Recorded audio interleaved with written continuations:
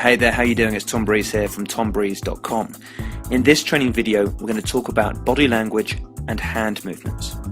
Body language is argued as the most important skill to have as a presenter, because body language makes up so much of our communication. Many studies from social sciences have proved this, and there's one Dr. Albert Mehrabian who's done a lot of studies in this area. In fact, he found out that from all of his research, it comes down to 7% of our communication is the words we choose. 38% of it is our voice tonality, the way that we say those words. And then body language is 55%. So it's so important to look the part when we're in front of people, because that's immediately what they see.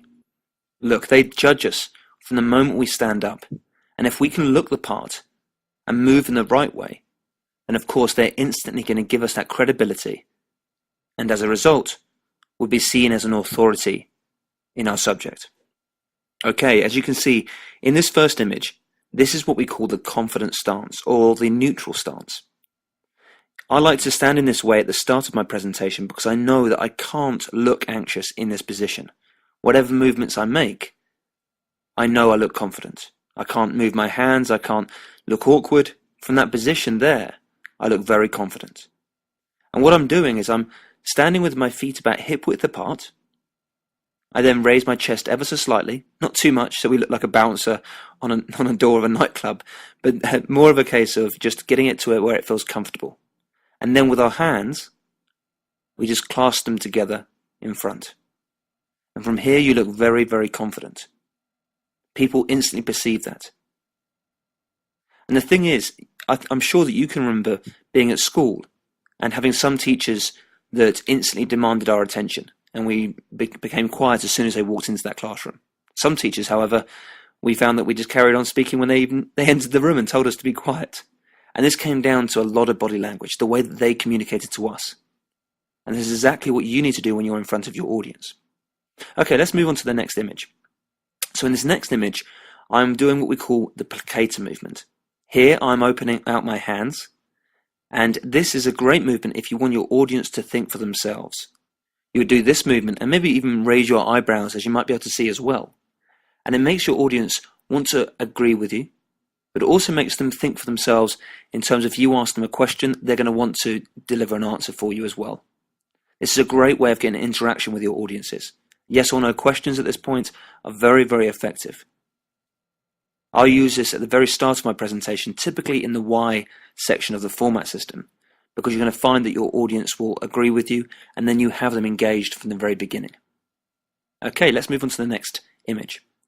This next image is the leveler movement. Here you are putting your hands down and you're pushing information down basically.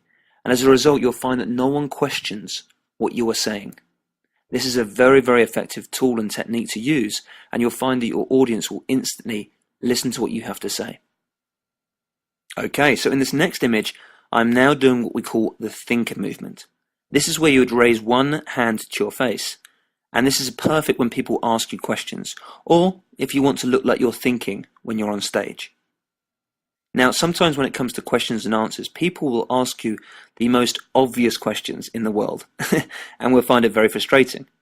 Look, when we ask questions, we want to make sure that the audience feel empowered, and they feel that their question was a great question to ask. Then you'll be building that rapport, but you won't be destroying the rapport if you tell them that was an obvious question, of course. So what you need to do is when people ask you questions, the thinker movement is a useful movement, because it looks like you're thinking on the spot, and then when you deliver your answer, if you do it in a confident manner, people are going to be wowed by your performances. Okay, let's move on to the next image. And in this image, I'm doing the Joker movement. The Joker movement is a fantastic movement to make sure your audience laugh at the right points, but use it with care. I mean, I'm obviously exaggerating the movement here just for this video so you can see exactly what you need to do, and at the same time think about what you're saying and when you would include this movement. What you need to do is throw your arms all over the place and make sure you stick out your belly as well. It's just a funny pose and your audience is going to laugh at that moment. Here I was probably recalling a story that was funny, and therefore that's a great way of indicating to your audience now's the time to laugh. You'll find they will laugh at that point. Great. So now we're going to move on to the last image here, And this is the hands up movement. Now, it's not necessarily a movement that you would use in every presentation, of course not, but it's a movement that you can use to get buy-in from the audience. And I typically use hands up when I have larger audiences, normally about 20 plus. If you ask your audiences a question and raise your hand, then they're going to raise their hand as well, as long as they agree with you. So make sure if you do use hands up movements, you ask questions that are obvious and no-brainers to respond to you with. So what you do is you ask your yes response question, you raise your hand, you wait for the audience members to raise their hands as well, and then you lower your hand. Now from the image it's not that clear, but I'm actually standing on tiptoes and I'm raising my eyebrows. And this is just to ensure that your audiences will respond. The more emphasis you can put on your hand up, the better, because they'll know to respond at that moment. Okay, so there's some movements for you to concentrate on for now. See where you can add them into your presentations. Just for a tip, I usually use the placator movement at the beginning of a presentation to get buy-in, and I use the leveler movement at the what if section to make sure you close things down, you add a lot of certainty to your presentation, and people will want to agree with you instantly. So go and use these, go and implement them, practice them, and I look forward to speaking to you soon. Thanks very much.